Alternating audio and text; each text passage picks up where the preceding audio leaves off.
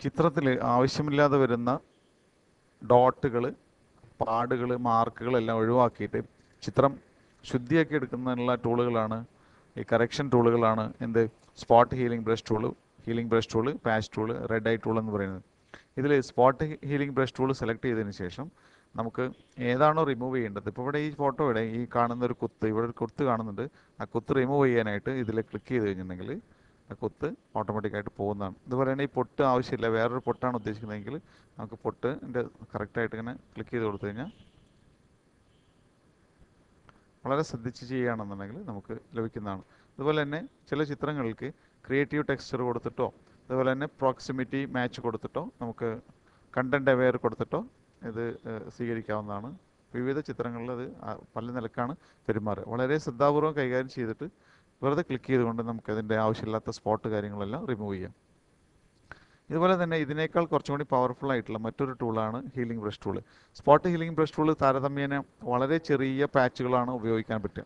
എന്നാൽ കുറച്ചുകൂടി വലിയ പാച്ചുകളാണെങ്കിൽ അല്ലെങ്കിൽ വലിയ കുത്തുകളും ഡോട്ടുകളാണെങ്കിൽ ഹീലിംഗ് ബ്രഷ് ടൂളാണ് കുറെ കൂടി നല്ല tool. Healing brush tool select ചെയ്തതിന് ശേഷം നമ്മൾ ഏത് ഭാഗത്താണോ നമ്മളിത് അപ്ലൈ ചെയ്യാൻ ഉദ്ദേശിക്കുന്നത് അതിനടുത്തായിട്ട് അതിന് സാമ്യമായിട്ടുള്ള ഒരു സാമ്പിൾ സെലക്ട് ചെയ്യേണ്ടിയിരിക്കുന്നു. ഈ സാമ്പിൾ സെലക്ട് ചെയ്യുന്നതിനായിട്ട് നിങ്ങളുടെ കീബോർഡിൽ ആൾട്ട് കീ പ്രസ് ചെയ്ത് പിടിച്ചുകൊണ്ട് ക്ലിക്ക് ചെയ്യാം. അതിനുശേഷം നിങ്ങൾ അപ്ലൈ ചെയ്യുക.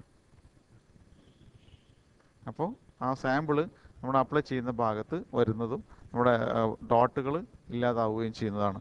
ഇതാണ് ഹീലിംഗ് ബ്രഷ് ടൂളിൻ്റെ പ്രത്യേകത.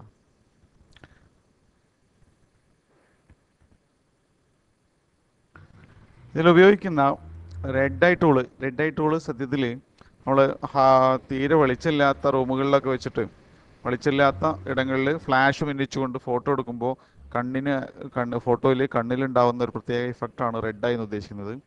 ഈ റെഡ് ഐ ഉള്ള കണ്ണിലായിട്ട് നമ്മുടെ ടൂൾ സെലക്ട് ചെയ്തിട്ട് അതിൻ്റെ ഉണ്ണിയിൽ ഒരു ക്ലിക്ക് ചെയ്ത് കഴിഞ്ഞിട്ടുണ്ടെങ്കിൽ ആ കണ്ണ് വളരെ തെളിച്ചുള്ള കണ്ണായിട്ട്, വളരെ ക്ലിയർ ആയിട്ടുള്ള കണ്ണായിട്ട് മാറുന്ന ഒരു സംവിധാനമാണ് റെഡ് ഐ ടൂൾ കൊണ്ട് ഉദ്ദേശിക്കുന്നത്. ഇവിടെ ഇത് റെഡ് ഐ അല്ല എങ്കിൽ കൂടി നമുക്ക് കണ്ണിനൊരു ക്ലാരിറ്റി വരുത്തുന്നതിനായിട്ട് ഉപയോഗപ്പെടുത്താനായിട്ട് സാധിക്കും. വെറുതെ ക്ലിക്ക് ചെയ്ത് കഴിഞ്ഞാൽ അതില്ല, ഉണ്ണിയിൽ ക്ലിക്ക് ചെയ്ത് കഴിഞ്ഞാൽ കറക്റ്റായിട്ട് അതിൻ്റെ റെഡ് ഐ പോയി കിട്ടുന്നതാണ്.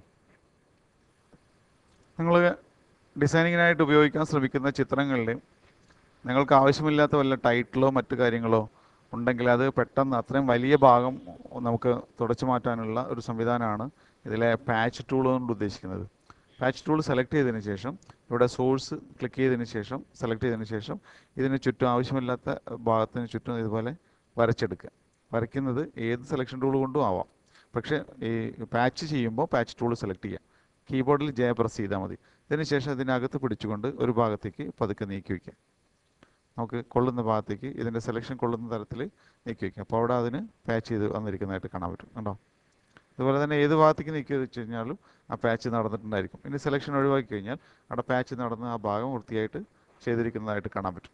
ഇതുപോലെ ഇതിൻ്റെ ഡെസ്റ്റിനേഷൻ പ്രസ് ചെയ്തുകൊണ്ട് ഇപ്പോൾ നമുക്കിവിടെ ഇതിൻ്റെ മോഹൻലാലിൻ്റെ ഇവിടെ ഒരു ഇമേജ് വേണമെന്നുണ്ടെങ്കിൽ ആ ഭാഗം സെലക്ട് ചെയ്തെടുക്കുക. അപ്പോൾ ഇവിടെ ഏതാണ്ട് ഇങ്ങനെ സെലക്ട് ചെയ്തെടുക്കുക. അതിനുശേഷം ഡെസ്റ്റിനേഷൻ സെലക്ട് ചെയ്തിട്ട് ഇതിനെ അങ്ങോട്ട് നീക്കി വെച്ച് കഴിഞ്ഞാൽ നമുക്കൊരു ഭാഗം അവിടെ ഒരു ഇമേജ് എന്താ പറയുക ഒരു മങ്ങിയ രീതിയിൽ ഇങ്ങനെ കൊണ്ടുവയ്ക്കാനായിട്ടും ഡെസ്റ്റിനേഷൻ ഉപയോഗിക്കാനായിട്ട് സാധിക്കും. ധാരാളം പ്രാക്ടീസ് ചെയ്ത് നോക്കുക.